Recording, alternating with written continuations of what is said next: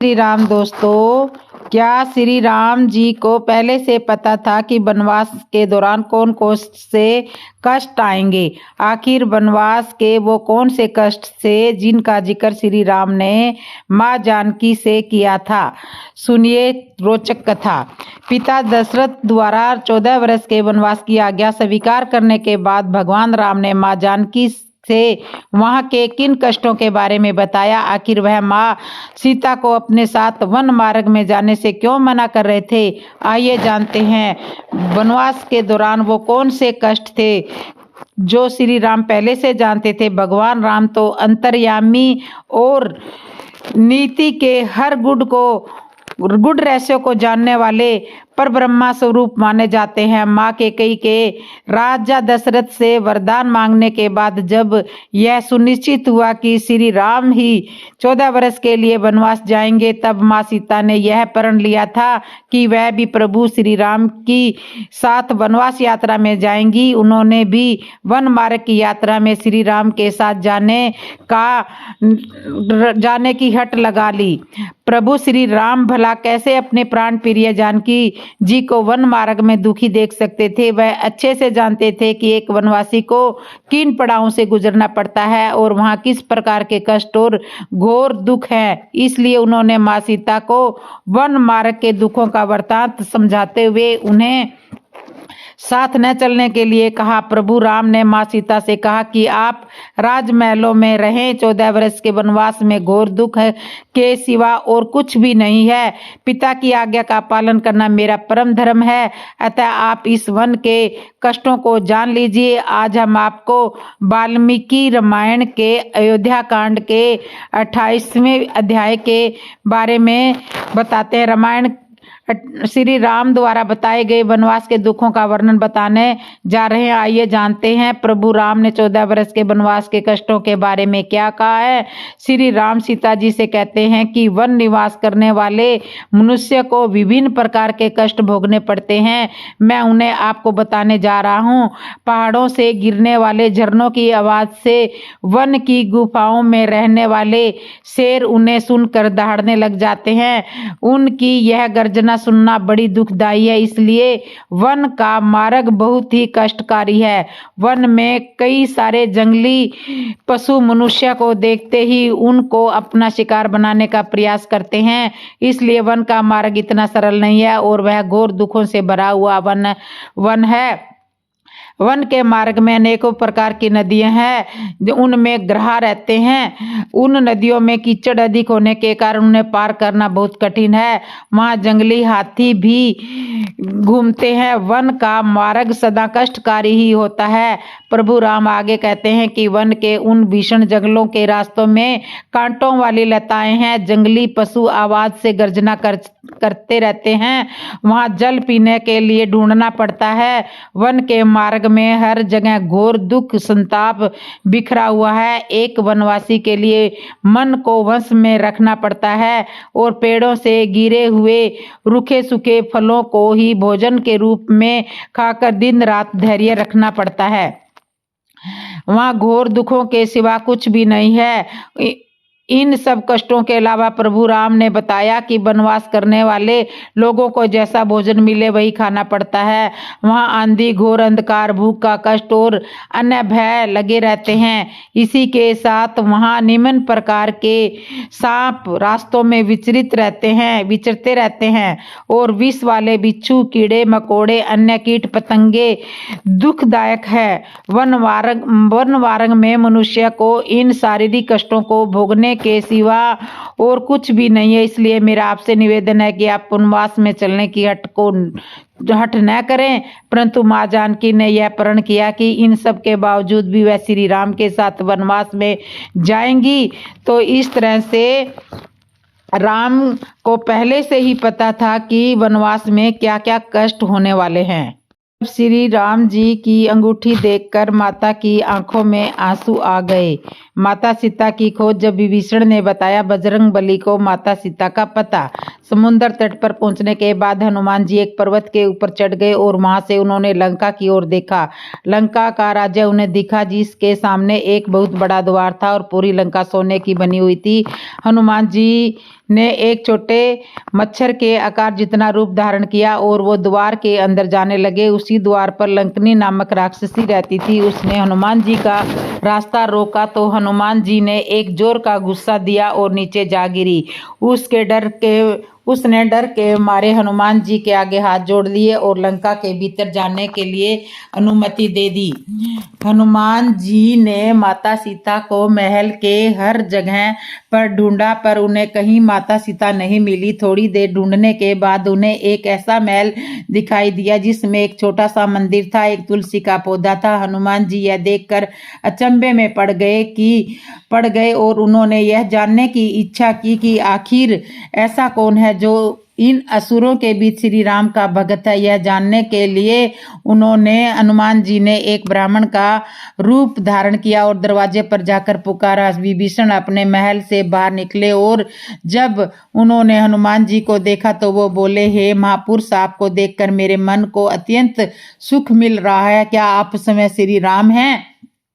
हनुमान जी ने पूछा, आप कौन है? विभीषण ने उत्तर दिया, मैं रावण का भाई विभीषण हूँ। यह सुनकर हनुमान जी अपने असली रूप में आ गए और श्री रामचंद्र जी के विषय में सभी बातें उन्हें बताई।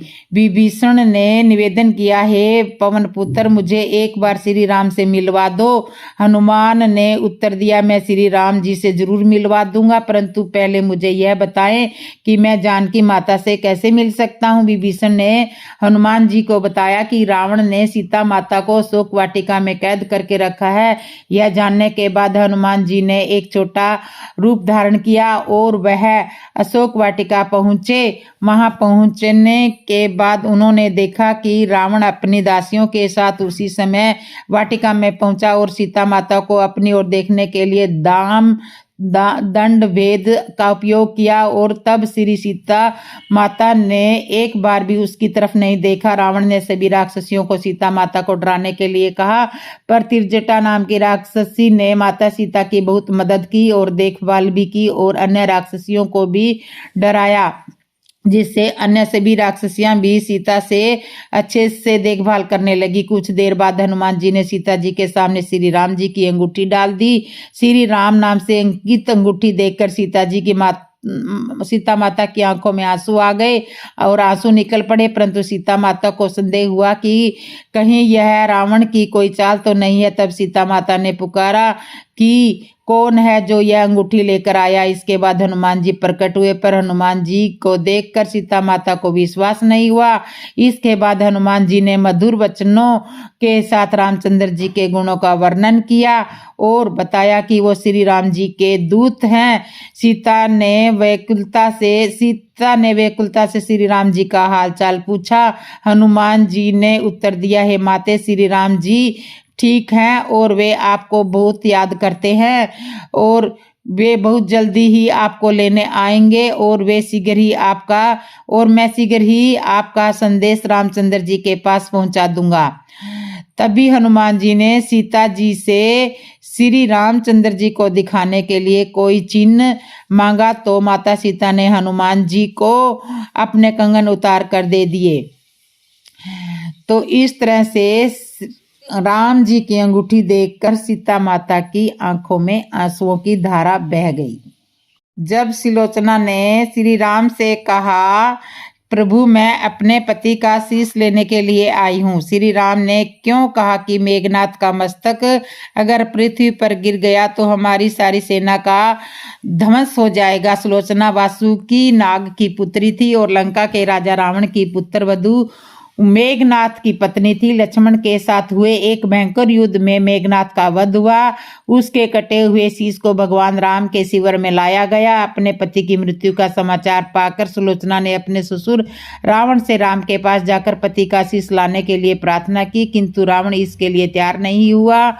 फिर मंदोदरी ने सुलोचना से कहा कि वह समय राम के पास जाकर मेघनाथ का शीश ले आए, क्योंकि राम मर्यादा पुरुषोत्तम है, इसलिए उनके पास जाने में किसी भी प्रकार का भय नहीं करना चाहिए। रावण के पराक्रमी पुत्र इंद्रजीत मेघनाथ का वध करने की प्रतिज्ञा लेकर लक्ष्मण जिस समय युद्ध भूमि में जाने के लिए प्रस्तुत हुए, तब राम उनसे कहते हैं, लक्ष्मण, रणभूमि में जाकर अपनी वीरता और रण कौशल से रावण पुत्र मेघनाथ का वध कर दोगे, इसमें मुझे कोई संदेह नहीं है, परंतु एक बात का विशेष ध्यान रखना कि मेघनाथ का मस्तक भूमि पर किसी भी प्रकार से न गिरे, क्योंकि मेघनाथ एक नारी व्रत का पातक है और उसकी पत्नी परम पवित्रता है। ऐसी साध्वी के पति का मस्तक अगर पृथ्वी पर गिर पड़ा तो हमारी सारी सेना का ध्वंस हो जाएगा और हमें युद्ध में विजय की आशा को त्याग देना पड़ेगा। लक्ष्मण अपनी सेना लेकर चल पड़े। समर भूमि में उन्होंने वैसा ही किया।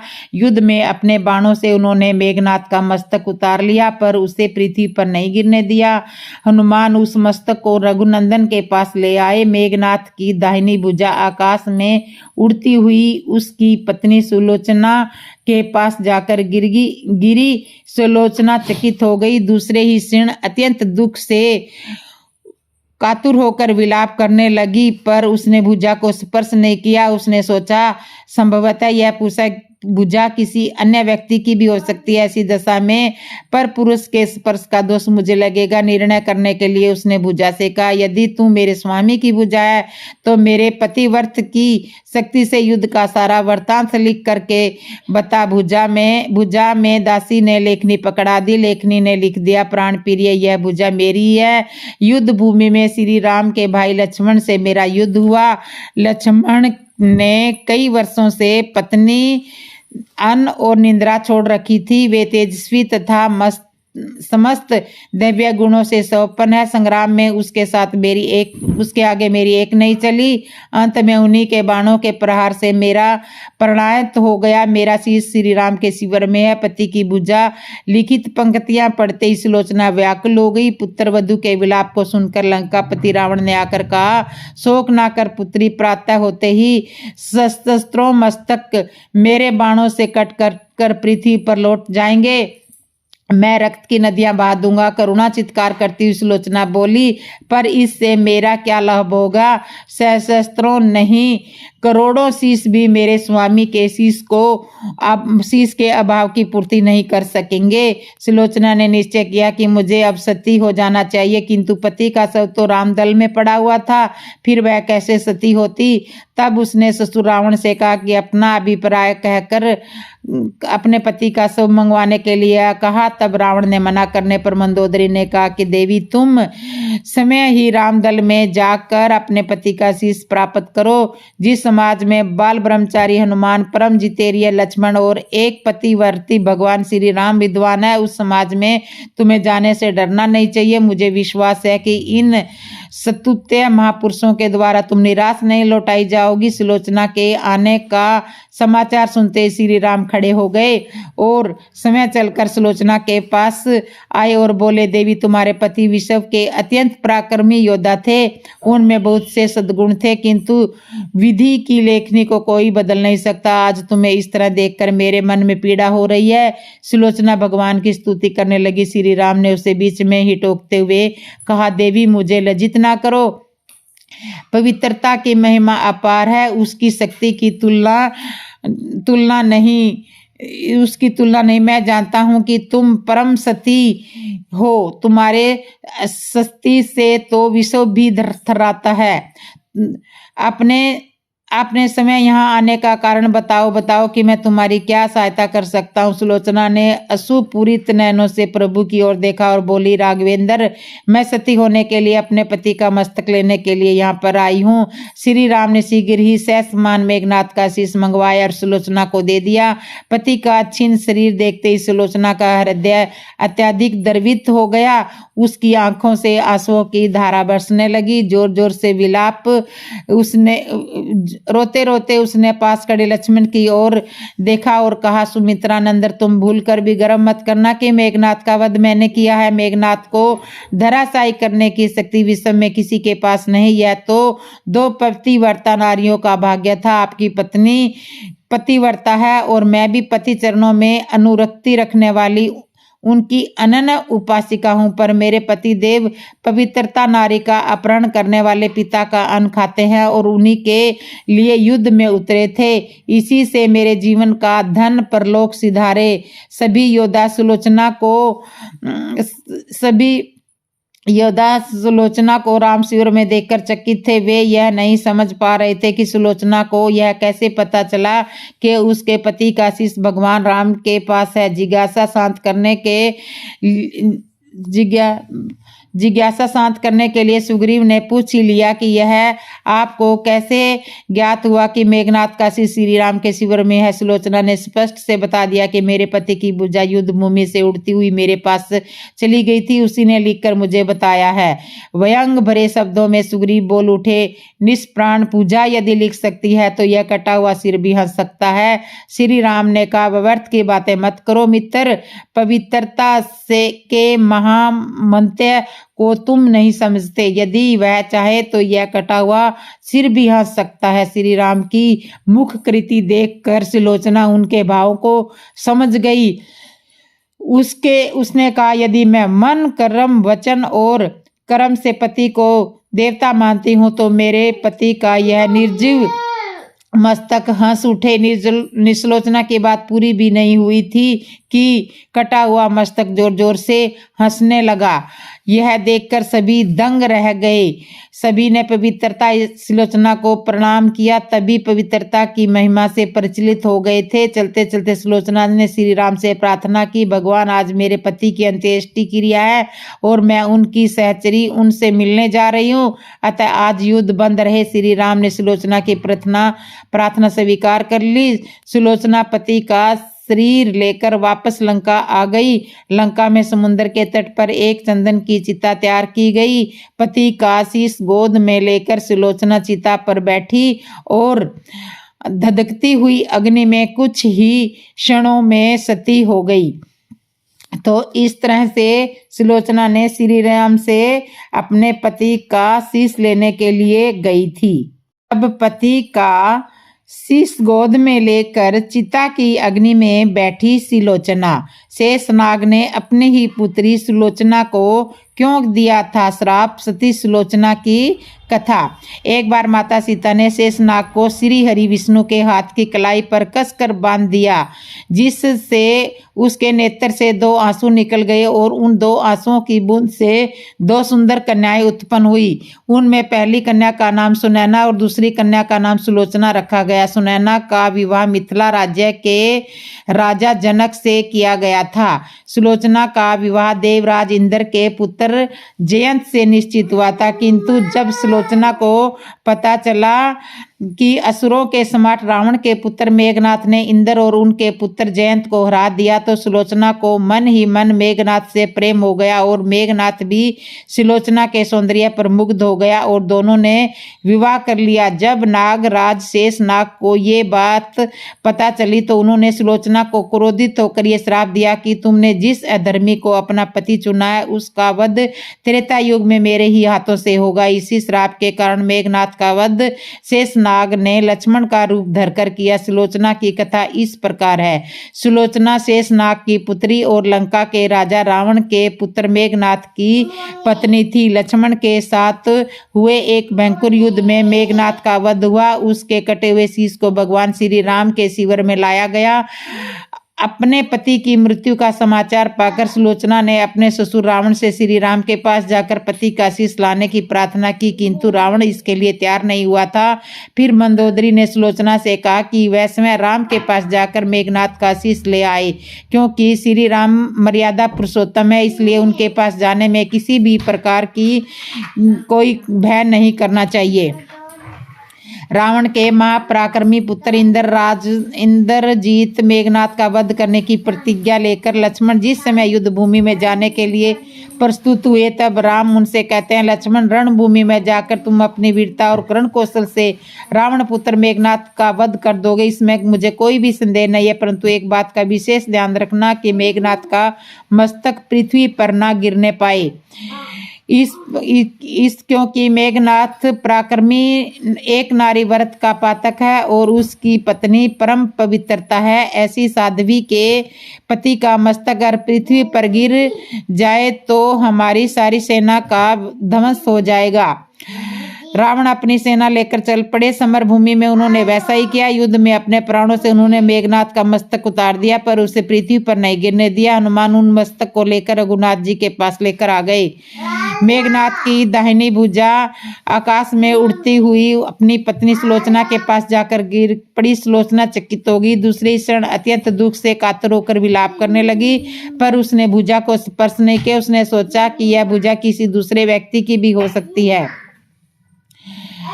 ऐसी में राघवेंद्र सती होने के लिए मस्तक लेने के लिए वहां पर आई थी। श्री राम ने शीघ्र ही समान मेघनाथ का शीश सुलोचना को दे दिया। पति का शीश देखते ही सुलोचना का हृदय अत्यंत द्रवित होकर रोने लगा। उसकी आंखों से जोर जोर से आंसू बरसने लगे। रोते रोते पास खड़े लक्ष्मण की ओर देखकर उन्होंने ये कहा कि यह मत सोचना कि मेघनाथ का वध मैंने किया है। मेरे पतिव्रत धर्म की वजह से ही वो भी एक महान योद्धा थे, लेकिन उन्होंने रावण का अन्न खाया है, इसलिए वो उनकी आज्ञा का पालन करने के लिए शिविर में आए थे। जिज्ञासा शांत करने के लिए सुग्रीव ने तो इस तरह से पति का शीश लेकर वो चिता पर बैठ गई थी। तो दोस्तों, आपको ये कहानी कैसी लगी? अच्छी लगी हो तो कमेंट में जरूर बताना। जय श्री राम जी। मंदोदरी को ही सीता समझ बैठे, जानिए कैसे। रावण का अंतःपुर। हनुमान जी लंका की चौवार दीवारी फांद कर लंका में प्रवेश कर गए। हनुमान जी ने लंका के अंदर बहुत सुंदर सुंदर भवन देखे। उन भवनों के अंदर जब हनुमान जी ने सीता जी को खोज करने के लिए प्रवेश किया तो उन्होंने अप्सराओं के समान सुंदर सुंदर अनेक स्त्रियों को देखा, जिन्होंने को देखकर कोई भी काम सख्त हो जाए। ऐसी सुंदर सुंदर स्त्रियां उस भवन की शोभा बढ़ा रही थी। हनुमान जी ने वहां पर कुछ राक्षसों को मंत्र जाप करते हुए भी देखा। जो दूसरी तरफ हनुमान जी ने ऐसे भी राक्षसों को देखा जो अधिक मदिरा पान किए हुए मतवाले हो रहे थे। फिर हनुमान जी ने रावण के उस दिव्य भवन को देखा जो स्वर्ण और अनेक बहुमूल्य रत्नों से शोभायान था। उस भवन के अंदर भाग में एक बहुत ही सुंदर विमान खड़ा हुआ था। उस विमान का नाम पुष्पक विमान था। वह विमान बाहर और अंदर से बहुत सुंदर था। पुष्पक विमान मन की गति से चलने वाला अद्भुत विमान था। उसे चलाने वाला जहां भी जाने का संकल्प करता वह पुष्पक विमान उस शीघ्र ही उस स्थान पर चला जाता था। वह पुष्पक विमान विश्वकर्मा ने ब्रह्मा जी के लिए बनवाया था। फिर कुबेर ने बड़ी भारी तपस्या करके ब्रह्मा जी को प्रसन्न करके वह विमान ले लिया था और ब्रह्मा जी ने प्रसन्न होकर वह विमान पुष्पक विमान कुबेर को दे दिया था।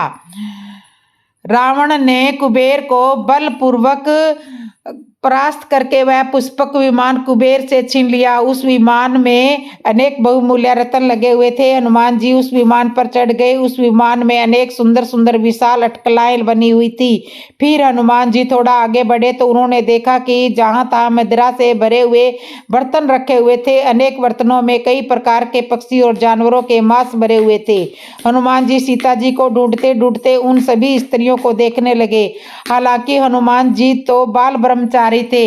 यह सब करना तो उनके लिए बहुत कठिन था, लेकिन उनके सामने परिस्थिति ही कुछ ऐसी थी कि उन सुंदर युवतियों के मुखों को देखना आवश्यक था। हनुमान जी बड़े गौर से उन सभी स्त्रियों के मुखों को देखते थे और फिर यह कहते हुए आगे बढ़े जा रहे थे कि नहीं नहीं, ये सीता नहीं हो सकती, क्योंकि ये सभी स्त्रियां मदिरापान किए हुए हैं और रावण को ही अपना पति स्वीकार करते हुए यहाँ रह रही है। सीता जी भला इस तरह मदिरापान करके गीत संगीत का आनंद लेकर रावण के अंतःपुर में इतनी सुंदर मुद्रा में तो रह नहीं सकती। तब हनुमान जी थोड़ा और आगे बढ़े। सीता जी भला इस तरह मदिरा पान करके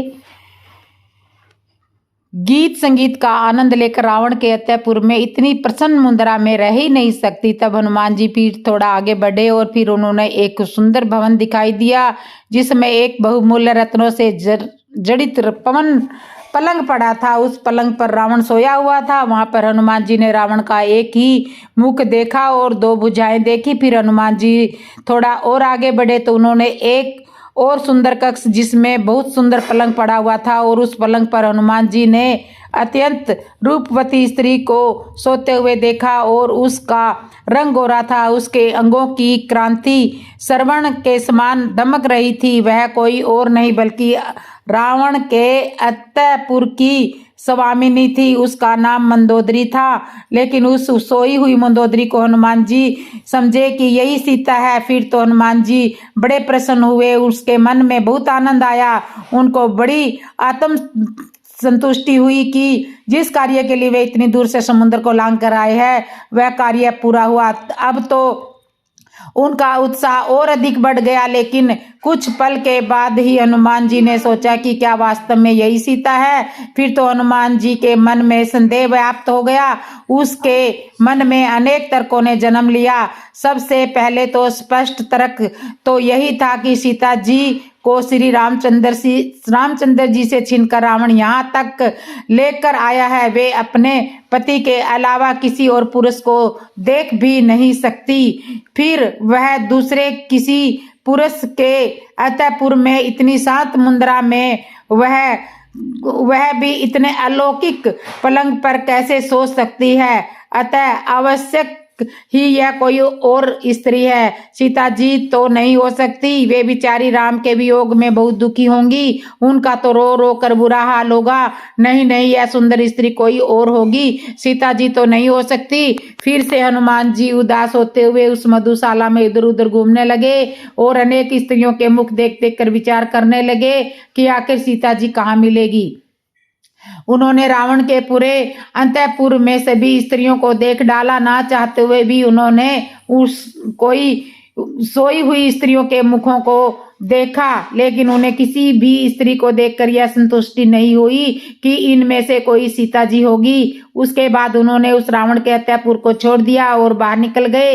उनके मन में अनेक तरह की बातें जन्म लेने लगी। यह तो सोचने के लिए अब यहाँ से लौट कर जाना ही ठीक होगा, क्योंकि यदि मैं लौट कर गया तो वहां बताया कि मुझे सीता नहीं मिली तो श्री राम जी का बहुत बुरा हाल हो जाएगा। वह मेरी बात सुनकर अपने प्राणों को भी छोड़ सकते हैं। उनके प्राण त्यागने पर उनके छोटे भाई कैसे जीवित रहेंगे, वह भी प्राण त्याग देंगे। इस तरह मेरे वहां पहुंचने पर बहुत बड़ा संकट आ जाएगा। इसलिए जब तक सीता जी नहीं मिलेगी तब तक मैं वहां से कहीं नहीं जाऊंगा। ऐसा कहते हुए जो स्थान बिना देखे छोड़ दिए थे वहां पर भी सीता जी को ढूंढने के लिए आगे बढ़े हनुमान जी और ढूंढते ढूंढते अशोक वाटिका तक पहुंच ही गए। रावण को पहली बार किसने बंदी बनाया था? महर्षि पुलत्स्य जी के अंदर इतना तेज था कि उनकी तरफ देखना कठिन जान पड़ता था। राजा अर्जुन को महर्षि पुलत्स्य के आगमन की सूचना दी। जब राजा को यह बात का पता चला कि पुलत्स्य जी उनके यहाँ पधारे हैं, तब राजा अर्जुन स्वयं उनकी अगवानी के लिए आया। उनके चरण स्पर्श कर पूरे सम्मान के साथ उन्हें अंदर ले गया। राजा अर्जुन ने पुलत्स्य ऋषि के आगमन का कारण पूछते हुए कहा, हे देव, यह राज्य स्त्री पुरुष हम सब लोग इस आपके ही हैं। आप आज्ञा दीजिए, हम आपकी क्या सेवा करें। तब पुलत्स्य ऋषि ने राजा अर्जुन का कुशल समाचार पूछकर इस प्रकार कहा, हे मनोहर मुख वाले कमल नयन नरेश, तुम्हारे बल और पराक्रम की कहीं तुलना नहीं है, क्योंकि तुमने मेरे पुत्र दशग्रीव को भी जीत लिया है। मेरे पुत्र के भय से वायु और समुद्र अपनी चंचलता को छोड़कर उसकी सेवा में उपस्थित हो जाते हैं। संग्राम में अजय मेरे पुत्र को तुमने युद्ध में बंदी बना लिया, यह बहुत बड़ी बात है। लेकिन हे राजन, अब मेरे कहने से तुम मेरे पुत्र दशानन को छोड़ दो। मेरी तुमसे यह याचना है, पुलत्स्य ऋषि के ऐसे वचन सुनकर और उनके वचनों को आज्ञा मानकर राजा अर्जुन ने अपने बिना देरी किए राक्षस राज रावण को बंधन से मुक्त कर दिया। इतना ही नहीं, अर्जुन ने रावण को बंधन मुक्त करने के साथ साथ दिव्य आभूषण, माला, वस्त्र आदि भी भेंट के रूप में दिए। इसके साथ साथ रावण से ऐसी मित्रता का संबंध स्थापित किया जिसके द्वारा किसी की हिंसा ना हो सके। अर्थात उन दोनों ने यह प्रतिज्ञा की कि हम लोग अपनी मंत्री का उपयोग दूसरे प्राणियों की हिंसा में नहीं करेंगे। रावण को बंधन मुक्त करा हुआ देख कर ऋषि पुलत्स्य ने उसे हृदय से लगा लिया, लेकिन रावण पराजय के कारण लज्जित दिखाई दे रहा था। रावण को छुड़ाकर पुलत्स्य ऋषि फिर से ब्रह्मलोक को चले गए। इस प्रकार पहली बार रावण को कार्तवीर्य अर्जुन के हाथों से पराजित होना पड़ा। फिर पुलत्स्य के कहने से ही उस महाबली राक्षस को छुटकारा मिला था। महर्षि अगस्त्य जी श्री राम को बताते हुए कहते हैं कि संसार में बलवान से बलवान वीर पड़े हुए हैं, इसलिए जो व्यक्ति अपना कल्याण चाहता है उसे दूसरे की अवहेलना कभी नहीं करनी चाहिए। इस प्रकार सहस्त्र बाहु अर्जुन से मित्रता कर रावण पुण्य घमंड से भरकर सारी पृथ्वी पर विचरण करने लगा और अन्य राजाओं का संहार करने लगा। फिर इसके आगे क्या हुआ ये मैं अगली वीडियो में बताऊंगी। तब तक के लिए आप मेरे चैनल को कर लो सब्सक्राइब, और जिसने भी मेरे चैनल को सब्सक्राइब नहीं किया सब्सक्राइब कर लो, लाइक कर लो, कमेंट कर लो और बेल आइकन बटन तो जरूर दबा लो ताकि आने वाली हर नई वीडियो की नोटिफिकेशन आपको मिल सके और आप ऐसे ही सुंदर सुंदर कहानियां मेरे चैनल पे सुन सके। तो बोलो जय श्री राम, जय श्री राम।